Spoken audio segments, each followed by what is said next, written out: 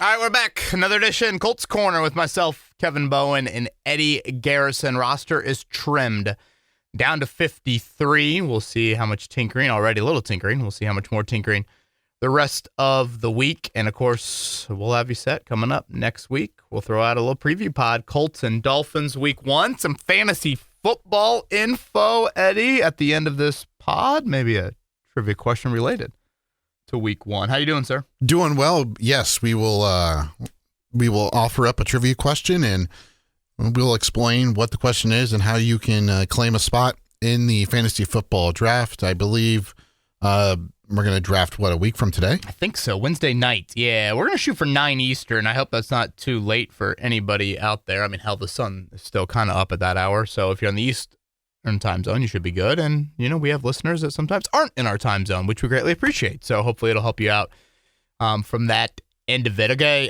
Eddie, we'll break down a little bit of roster, cut downs. I don't know if we need to go position by position, but I think also the Chris Ballard presser will certainly be what people want to hear about, but that'll be the general focus. Don't know if we'll have time for all the Twitter questions today. We might save a couple for next week, but that's the lay of the land here on this Wednesday afternoon pod, about an hour after Chris Ballard just wrapped up his press conference. Let's start with the most recent thing, Kevin. Let's start with that Chris Ballard press conference. I don't think you guys asked enough Anthony Richardson questions, and I think you should have definitely asked him about the wideouts, because I know he probably would have enjoyed that. He did bring up the wideouts just in an organic state, saying, I know. I did ask him that, is there a position of strength? And he did mention wideouts there. Eddie, I'm not going to lie. I generally really look forward to the Ballard press conferences. I think anytime the GM talks, I think it's important. I think compared to most GMs around the league, I'd say Chris is usually relatively candid. But today there was an element of walking in there thinking, are we just going through the motions? Like, I didn't expect anything earth-shattering. To your point, I had a general idea that quarterback would be the focus, and I knew at some point his continued backing of Anthony Richardson with words would lead to frustration from him. It was about 13, maybe 14 minutes into the press conference before he mentioned, we have 51 other guys on the team, and, he was kind of fed up at that point. So he had a quote at one point where he goes, he keeps on asking about, why should people believe in you? Why should people believe in you? Blah, blah, blah. They believe if you win. Yep. He probably could have just said that right away. And that's the general thing. And I get why people ask the question, why should fans believe in you? But also I think it's met with a very difficult answer. Sure, maybe could there have been an acknowledgement of, hey, we messed up in our plan with Anthony from day one, and we should not have put the pressure on him early. We should have found a proven starter to really learn behind through his first year. Should have brought him along slowly. I don't know. Maybe something like that becomes, beneficial. But the thing with Anthony is he's such a rare prospect, because even if that's your belief, you still have a dude that's just barely played football. So at some point, he's got to learn on the field too. And what has he been learning in the 19 games he's missed, right? 17 due to injury and 2 due to benching. So, one of our colleagues said before the press conference started, this is usually the presser where Ballard gets the most pissy. I'm like, well, yes, but when you have the resume that he has in year 9, what really can you say? And honestly, when he pivoted from the 51 players, why don't you ask about that? Something to that effect. It is interesting that, back at the Combine, Eddie, when we played that interview back in February, and honestly, this might have been the Combine last year. I don't think it was this year. It might have been the Combine in 23, or I guess 24. Why do you feel like your tenure has not produced the results that you would want? He largely points to quarterback, which here we are, 18 months later, and we're kind of back at the same song and dance. So, again, that was just my general overview. I didn't think, are we going through the motions at this point? Unless the results turn around, and who knows, maybe those results won't be enough. Maybe 10 wins won't be enough. But until the tangible results on the field turn around, I was watching the Miami press conference right before Ballard's with Chris Greer, their GM, their GM has a very similar resume to Ballard. And they're really the only two in the NFL I think you kind of put in that category of, 9-10 years at it and don't have a lot to show for it. And it's the same song and dance down there too. So I guess that's kind of an interesting subplot to week one. So that was just my general thought. As far as Daniel Jones is concerned, again, professionalism and getting the team in the right position offensively and all of that was where he kept on coming back from and what he has been impressed by with him. He didn't really point to 2022 as much as Shane Steichen did, more pointed to what he has seen in training camp. Boy, what a great day for Alex Smith. If you took a shot every time Alex Smith's name was mentioned, you might wake up on Saturday morning. And he honestly used the Alex Smith comp for both Jones in the short term and Richardson in the long term. So, could Daniel Jones have an Alex Smith type of season? I don't know, possibly. If you look at Smith's career, I think there's a little bit more on the resume that has some meat on it than Jones, but I get it. Smith struggled with accuracy early on and then, had the shoulder issue and eventually got it together in San Francisco and then, of course, did it in Kansas City. He might have been a little bit older even at that point, but I'd have to go back and really analyze his career. And again, short term, yeah, I guess you could nod your head at that. Could, again, Daniel Jones have a year like Alex Smith had? Yeah, but I would say long term, what did Kansas City do?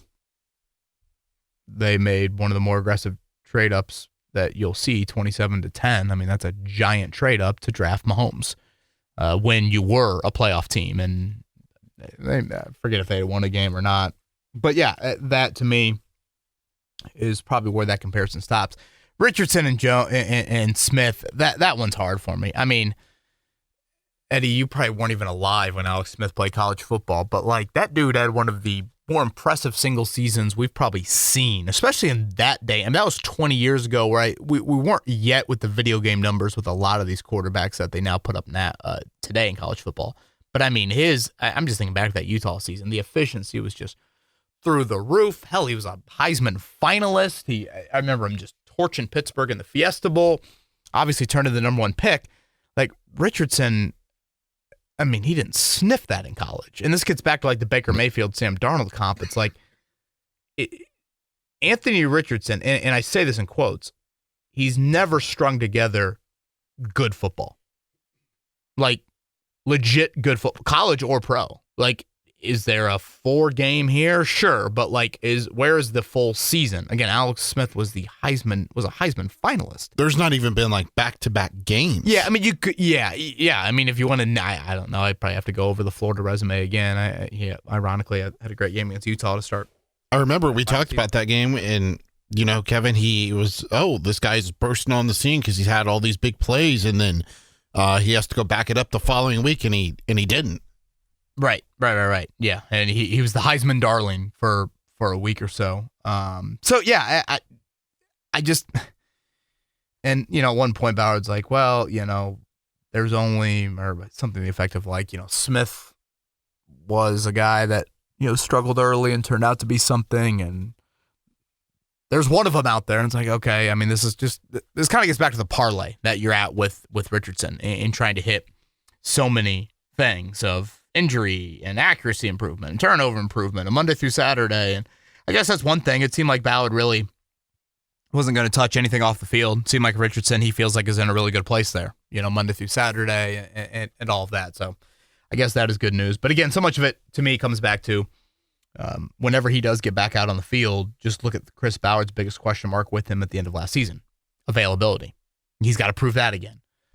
And are you just back at the same song and dance with only 15 games on his resume? So that's probably everything quarterback-wise. Unless something stood out to you, I know you guys were doing the show, but unless something stood out to you, I'm good to move on. Excuse me. That's why you don't eat peanuts right before you start doing a podcast, Kevin. Noted. Nothing really stood out in terms of what he said. Oh, yeah, they're not going to trade Richardson. I guess, yeah. But and I agree with that. I don't see the benefit of that right now. What are you getting? I don't know, 4th rounder? I would rather just say, you know what? let's see if Daniel Jones can last 17 games. And if he doesn't, then you play Richardson and you get more clarity on that answer. He still is under contract for next year, so you still would have some team control on him for next year. Again, you got to trade him by Halloween. So you really got to see a team get super desperate super quick for them to be entertained by Richardson. And I believe Ballard. I would be surprised if they traded him before Halloween. So obviously the trade deadline then is there, and you get to the offseason and see what happens. I don't think his trade value will entirely change too much on August 27th or February 27th. So I thought there was a lot of the smug and the self-confidence and the bravado that was on display. Yeah, I saw people, boy, he seems so defensive. I'm like, isn't that kind of how he's been lately in press conferences? Isn't that kind of largely how he is in press conferences? Yeah, and I understand too, like the comment he made, but I think it was James who asked him, like, hey, there any pressure? And he goes, like, nah, I don't feel any pressure. Like at some point you would feel like there would be some sort of like crack of like, yeah, I've really got to win now. Like this is my time, and if not, then that's my a different future card. Could be. Remember the card he played a month ago? The card at the end of training camp asked a similar question, or I should say, at the start of training camp was, no, pressure is people going paycheck to paycheck. He went that route, so he just chose a different route to go. I guess when you've been a part of so many Ballard press conferences, maybe you're kind of numb to it. I understand where you're coming from there, but I know there's fans out there to be like, certainly. I think there's only so many words he could have said. And I don't know, maybe he should have been less defensive. Maybe he should have acknowledged a little bit more of like, but I just kind of shrug my shoulders and hands up in the air and say, either he tangibly has results on the field that makes people change their minds, or, that might be, today might have been the final time we see Chris Ballard in a press conference setting. If it doesn't go well this season, that's it, really. It's not like he talks, unless I'm missing something, it's not like he talks again. So yeah, I that's kind of where I'm at with quarterback wise. Let's talk about the other 51 players on the roster. Well, not each one of them, Kevin, but the Colts 53-man roster, the initial roster nonetheless, is officially out, and it's already outdated. They made one change today, starting with the quarterbacks, Kevin. They had 4. They cut it down to 3. Jason Bean gone, meaning it's Daniel Jones, Anthony Richardson, Riley Leonard. No shock there. Moving to running backs, they had 7, and they cut down to 3. One of those running backs that they did keep is currently injured. We don't really know the status of that's being Tyler Goodson. The other 2 backs with Goodson in that room, obviously, Jonathan Taylor and DJ Giddens. Anything to add here on this front? They do let go of Khalil Herbert. Yeah, and Ulysses Bentley the 4th. Be curious if he goes to the practice squad, and then could he get the week 1 call up? Or could Herbert, linger around practice squad, get the call up? And I'm saying that if Tyler Goodson, with that elbow injury, if he's not ready, I still would explore a pass catching running back. That to me, I think, is a question mark. Every time I watch Jonathan Taylor, I just get nervy, man, catching the football. Did you go nervy? I went nervy. Yeah. Is that right? Is that not right? Get a little nervy? Are you trying to be like hip with the kids or something? I feel like all the kids say is bet these days. Oh, that's outdated. Do you know what aura farming is? Or slaps. It's slaps. Slaps is outdated. Okay, but bet is also outdated? Yeah. I feel like I hear the athletes say it too. I feel like I hear the NFL and the NBA players say it.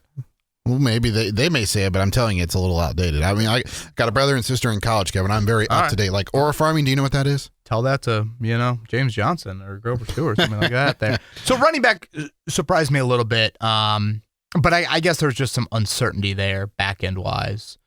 Wide out and tight end, I thought was super straightforward. You see Jelani Woods to the Jets? I did see Jelani Woods to the Jets. Chris Lamons to the Titans. No, Womack. Womack, right? sorry. Yeah. Wrong corner. Yeah, Samuel Womack for the Titans, and who's the other? Oh, Juju Brents to the Dolphins. So I guess let's start with Woods. I just never thought he was a real strong candidate to push Will Mallory off the roster. That to me seemed pretty obvious. On the Juju Brents front, I guess we're jumping around a little bit here, but while we talk about the waivers, Ballard kind of summarized it as bad luck. I do feel bad for Juju in the sense of like, I thought when he played, albeit a very small sample size, 11 games, I did think you saw a little bit there. Yep. But but 11 of 34 games. I mean, he was less available than Richardson. And then he was hurt this offseason. I thought that was just kind of, that's what made me pause a little bit of like, they kept Jonathan Edwards over Juju. Part of me thought, hey, can you sneak Edwards to practice squad, the undrafted kid out of Tulane, keep Juju, see what he does for a month or two as he gets back to health. It's only year 3 of that rookie contract, but they obviously decided to do something different with him. Ironically, he goes to Miami, which you're going to see here in week 1. I don't think I've ever seen a position in the Ballard era be addressed more than cornerback has been addressed this offseason. Right. And I get some of these guys are aging, and I get some of these guys are no longer maybe that type of player, but think about it. All-pro and Travaris Ward added. All-pro and Xavier Howard added. A third-round pick spent on Justin Wally. A former third-round pick added in Mekhi Blackman. You traded a 6th-rounder for him. And we'll see how the rest of the week plays out with them. Like, that's a ton. And they brought back all their big snap guys from last year. Kenny Moore, Chris Lamons, Samuel Womack, Jalen Jones. So, right there, I feel like you've got to look at Ballard and say, thank you. Here is a position of struggle last season, and you gave it heavy attention in the offseason. Yeah. Now, did Lou Anarumo have a influence on that? Quite possibly. Obviously, there are some ties directly to Lou within that room, but still, that is taking hey, we were weak in this area last year. Let's try and strengthen it. And so I do think Ballard deserves some credit there, and we'll see how it plays out. Will there be growing pains early on in the year?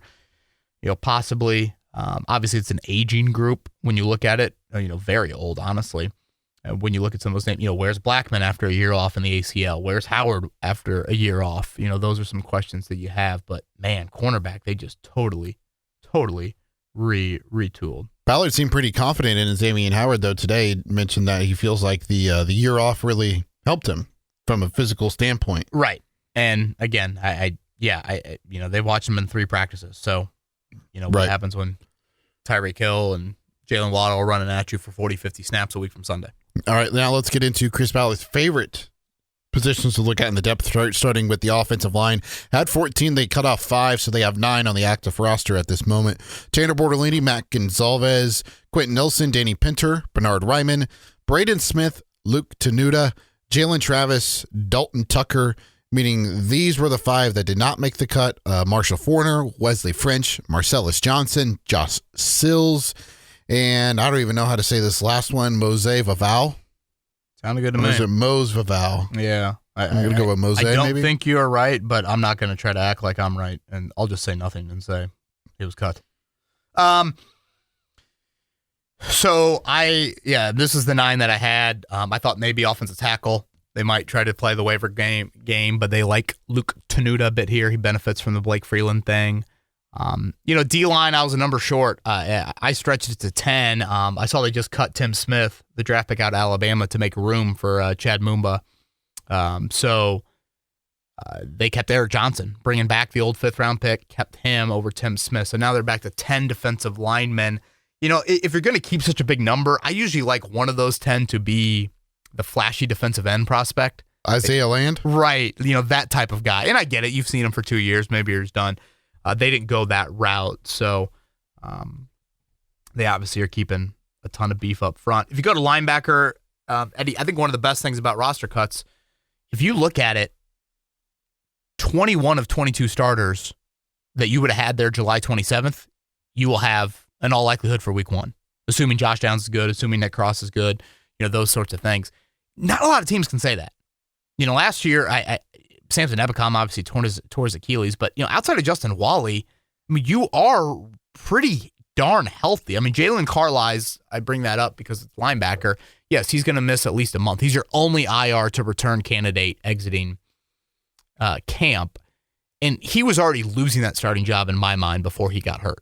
I think Joe Bacci had kind of taken that from him. So I'll be curious what they do next to Franklin. You saw a report of Anthony Walker, speaking of guys coming back to the Colts, visiting and working out for the team on Thursday. Lou mentioned I like to rotate there, so we'll see how they handle that. That's still a position that I've got some concern on, to say the least. Ballard did say during the press conference today, because he was asked directly about Mike Hilton, he did say that they'll start bringing in some veteran type players to, kick the tires on, so that in a pinch that, say somebody goes down, they can bring them in and have some familiarity with them already, get a look at them and know what shape they're in and what they're looking like, just for purposes of making sure the audience knows who all's in that defensive line position group. Adi Tamiwa, Adibari, DeForest Buckner, Samson Abacom, Neville Gallimore, Eric Johnson the second, Leatu Latu, Taekwon Lewis, Kwity Paye, Tim Smith, who was released today, Grover Stewart, and JT Tuimololau. And linebackers, they had 9. They go with 4. Joe Bacci, Zaire Franklin, Cam McGrone, and Shagun Olubi. Now to the cornerback room. They had 6 initially, Kevin, Mekhi Blackman, Jonathan Edwards, Xavier Howard, Jalen Jones, Kenny Moore II, Charvarius Ward. Safeties, they go with 4. Cam Bynum, Nick Cross, Daniel Scott, and Rodney Thomas II. The specialists, no shocker there. Luke Rose, your long snapper. Rigoberto Sanchez, your punter. And Spencer Schrader is your kicker. Congrats. Spencer Schrader officially wins that. Maddox Trujillo must have got hurt. Saw he was waived injured. One last thing I'll add, because I know it was a big topic from yesterday, Eddie, was, seeing Juju get cut, and, where Anthony Richardson's career arc's going. Blake Freeland, unfortunately, season-ending injury the first 2 years. You didn't get a whole lot out of him. Obviously, the start of that 2023 draft has some pretty... Woof. Yeah, that's a much more succinct and effective way to put it than I was going to go. Because that's Richardson, Downs, Freeland, right, Downs, Rush, obviously. Jones... Right. Brent's is the second round Brent's that you have there. Yeah, 23, Yeah, you got some day threeers that, Jalen Jones obviously has been a really nice find. But largely, I think what is frustrating about that missed draft is it came at such a critical juncture for the franchise needing to restart things. When you think about the restart moments that the Colts have had, think about 2011 to 12. 11, you suffer. You win 2 games. Here comes a 12 draft. You're drafting first in every round, right? Or first or second. I forget if Washington and then flip-flop. But think about that draft. Luck, Fleener, Dwayne Allen, T.Y. Hilton, Vic Ballard. I mean, just massively core players to 11 wins that first year, then 11 the next, then 11 the following year. That helped you get back on track ASAP. Think about the next restart time. 2017, 4 wins. To 2018, Quentin Nelson, Braden Smith, Darius Leonard. You found some early success, Nyheim Hines, in that draft class that helped you do what?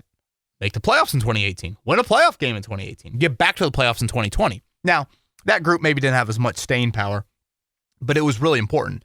Well, let's look at 2022 to 2023. What happens in 2022? You go 4-12-1. You have one of the most embarrassing seasons in franchise history. The whole Matt Ryan, the whole Jeff Saturday saga, all of that plays out. And now look at the 2023 draft. You described it as wolf. That can't happen. And I think if I'm Carly Ursay-Gordon, I think back to, okay, so my dad and Chris Ballard back in whatever, 2023, decided to have a reset, and they said it was going to take a couple of years. So in order for that reset to have some solid foundation, some nice limestone, if you will, from Indiana on it, then you need to hit on those picks because you're drafting high. You're not drafting middle of the rounds, end of the rounds like you are maybe in some other years. No. You're drafting really high in all those rounds. That has to be taken advantage of. And when you forego free agency for as much as Ballard has, your draft hit rate can't be 50-50. 2022 had some really nice hits. 2021, a little bit of a dip. 2020 had some hits. But having 50-50 only gets you so far when you operate in the free agency manner that you do. So that is something as well. You ready for Twitter questions, KB? Yes, let's do it. We got a handful to get to, and for those of you that listen to Querying Company on the Fan from 12 to 3 Eastern, Monday through Friday, by the way, you're very familiar with the person that is my only friend, and he leads us off today in our Twitter questions. His name is Alec. Only friend Alec. Here we go. Yeah, that is literally how he gets referenced on the show, is Eddie's only friend Alec. Alex says he did some research on Chris Ballard and day 2 picks that have struggled to stay healthy and how much they missed in college in terms of games. Former Colts, we all know. Shaq Leonard, the story there. Paris Campbell, he missed 3 games in college. Jelani Woods did not miss any games. Juju Brents played in 7 games as a true freshman, played in 1 game as a sophomore before going down. Missed a game in 2020 and did not miss a game his last 2 years. Julian Blackmon missed 2 games at Utah. Current Colts, Jonathan Taylor missed 1 game. Braden Smith did not miss any games. Justin Wally missed 2 games. Is this just bad luck, or is this an indictment on the strength and conditioning staff as well as the medical staff for the Indianapolis Colts? Well, Alec, unfortunately, is asking questions that Kevin Bowen struggles to answer. Injury questions, I just battle with. And like, trust me, to your point, Justin Wally, unbelievable health in college, and then boom, all of a sudden, he tears his ACL. I think there are some examples of it, some that don't apply to it necessarily, and that's what I think makes it so frustrating. I do largely agree on this. I think at times it's just too overly reliant on the RAS. Yep. Relative athletic score. Just too much on the athlete. And there's just a level of, what about football player? What about football body that is able to handle some of the, not necessarily these track athletes, if you will.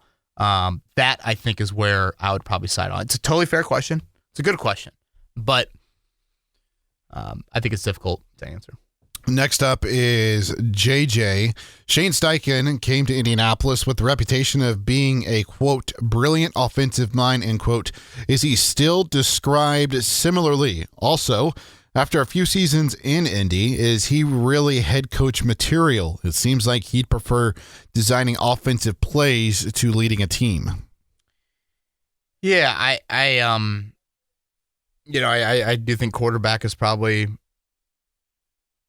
I guess the quote right there. What was it? He preferred designing offensive plays versus leading a team. Yeah. Yeah.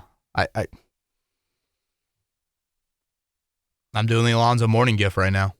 I mean, I can see that. Or like the security guard in One Last Stand. That one has a little bit more emotion than Big Zoe, Ryan Bowen's favorite player growing up. I love Really? Alonzo Mourning. Oh yeah, loved himself some Zoe. I used to rock a Hornets jersey that Ryan passed down to me. Very, very gracious for that. I had no chance I could fit in that. Actually, I can feel my the threads of the jersey just splitting right now, imagining myself trying to fit in that. Yeah, is he really head coach material? I mean, last year, think about it, Eddie. He felt the need to, hey, I am not enforcing the standard enough. Clearly it's not resonating enough. That general aspect. I mean, he is an offensive-minded head coach, and I think there's a fine balance you have with these coaches. It's especially when you're in a situation where the Colts are, where they've struggled with quarterback so much. You wanted more of the offensive mind. You wanted more of the quarterback guru, but where do you blend in leader of men? Mm-hmm. And finding that is so difficult. Mm-hmm. So difficult. And I think that's one of the harder things to try and get. And if you are ever watching Shane Steichen at a Colts practice, I mean, he's around the offense, 90% of the time. He's around the quarterbacks, really, a ton. It's like, okay, how much are you, I felt this in the Gus Bradley 2 years. To me, it was too accepting of what was going on that side of the ball and not demanding enough. And if you are the Mike Tomlin, if you are the John Harbaugh, if you are the Dan Campbell, are you more observant of that? Mm-hmm. Now, again, there are great cases for the other side of it. Sean McVay, Andy Reid, Kyle Shanahan. Like, there are both sides of it in the NFL. I just think the operation is so hard that I'm probably more of the, again, leader of men, kind of the manager of the operation, the CEO. And I do think there are some areas where Shane struggles in that. It's certainly messaging in a public setting.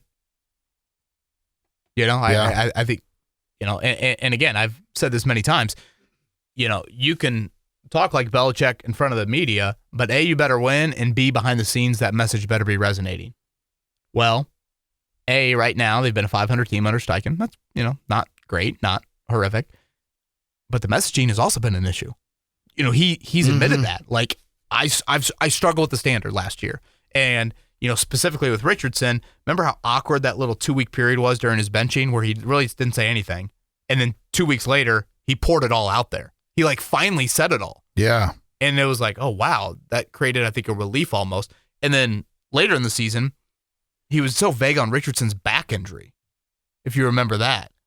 And then it took Anthony to be like, yeah, I'm like crawling to the door right now. And, I think Stephen Holder had some of this reporting, and Richardson's team was really frustrated by that. Mm-hmm. Of like, I think there's an obsession from Shane in competitive advantage stuff. And I understand it to a degree, and maybe he doesn't care about it. Frankly, I just don't think he cares. Right. I think he does go a little too far in that world. As a follow-up to this, how many other coaches do you feel like, not the experienced coaches, the ones that are unexperienced like Shane Steichen going into the 23 season, going into last year, how many of those guys are getting the Colts a game within a playoff in 2023, and how many of them are, still somewhat competitive in 2024? Like, sure.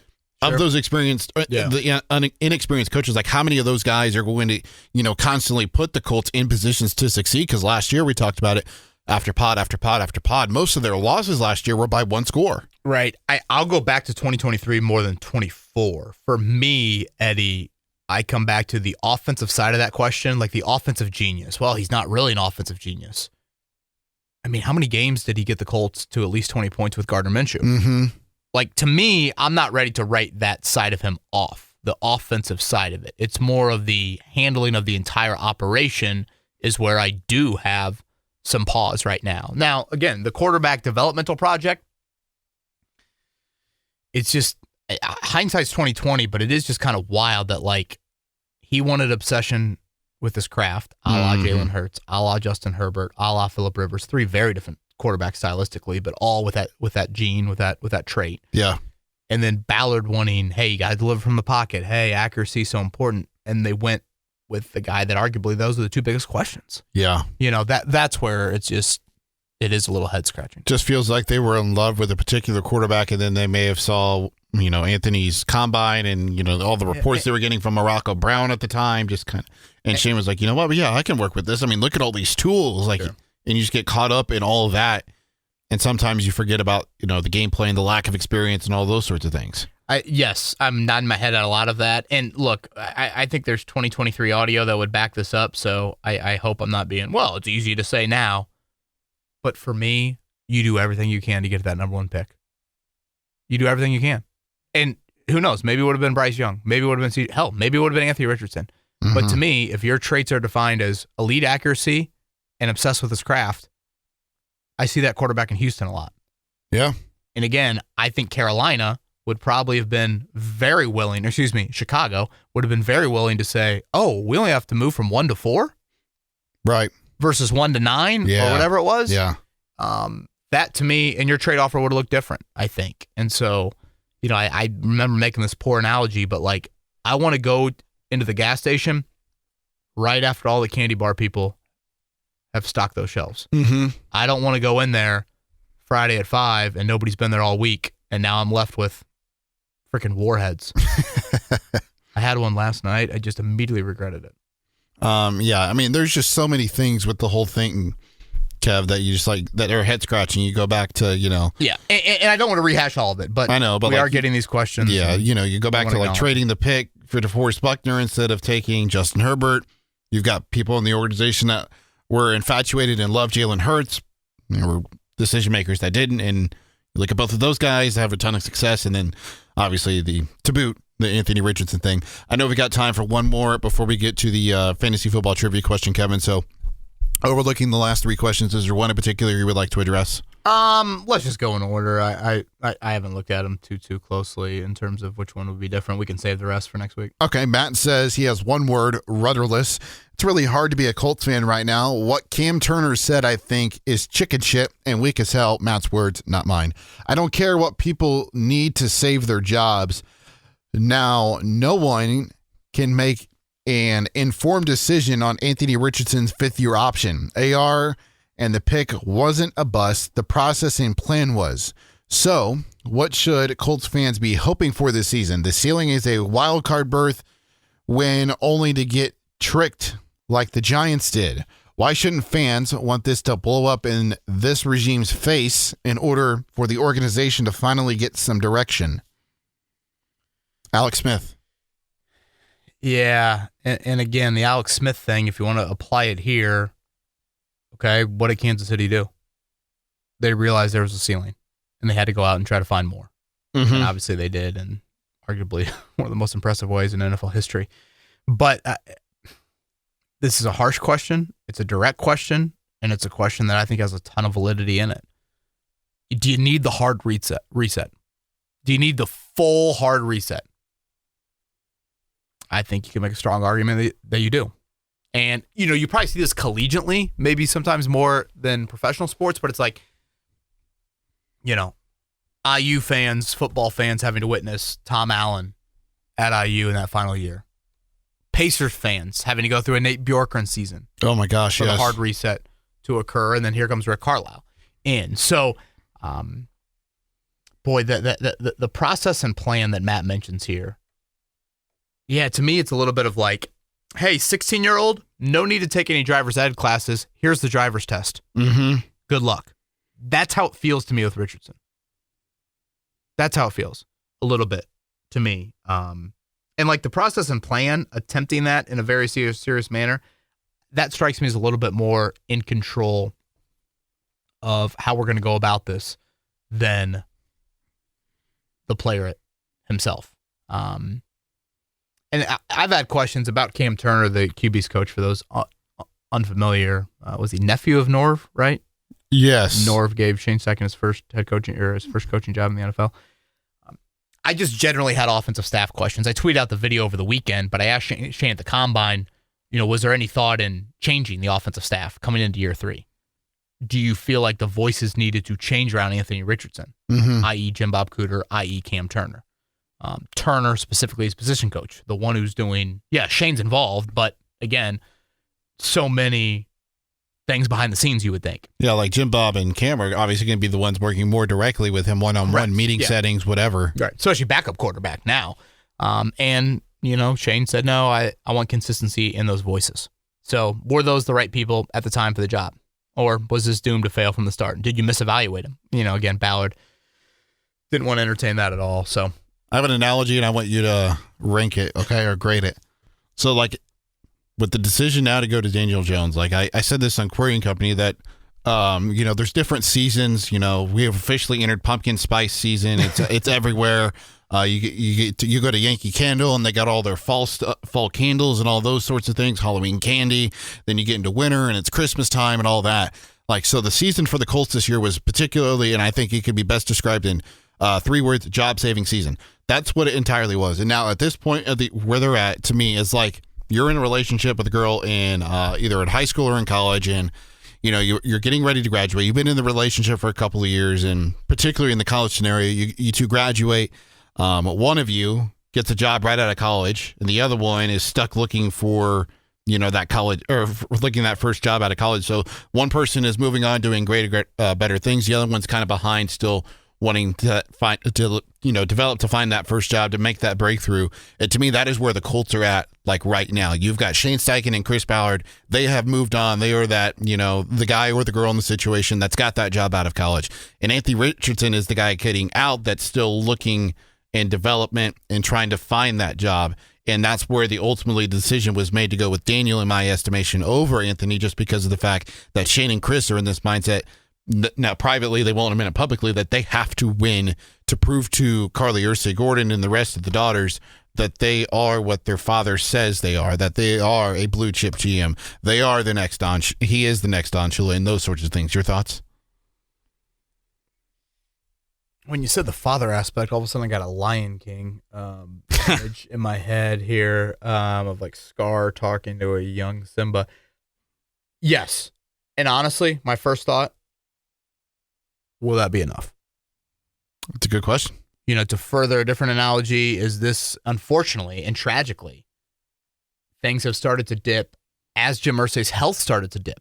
When you think about the last 18 months of his life, unfortunately, his health started to go downhill. Wasn't at as many games as obviously we're used to seeing him. And like you saw the franchise also start to go down that path. And now it's, okay, here's the next generation of family taking over the company, if you will. Do you look at it and say, it's time for us to make our imprint?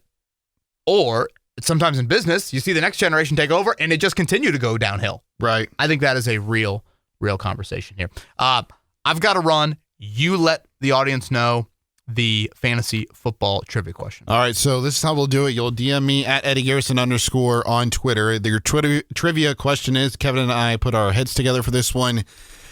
DM me once again at Eddie Garrison _ The Colts last won a regular season opener in 2014.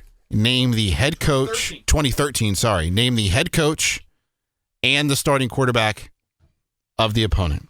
That's a trivia question. That's how you can get into the Colts Corner 2025 Fantasy Football League. Thank you as always for listening. Kevin and I will be back next week with another episode of Colts Corner.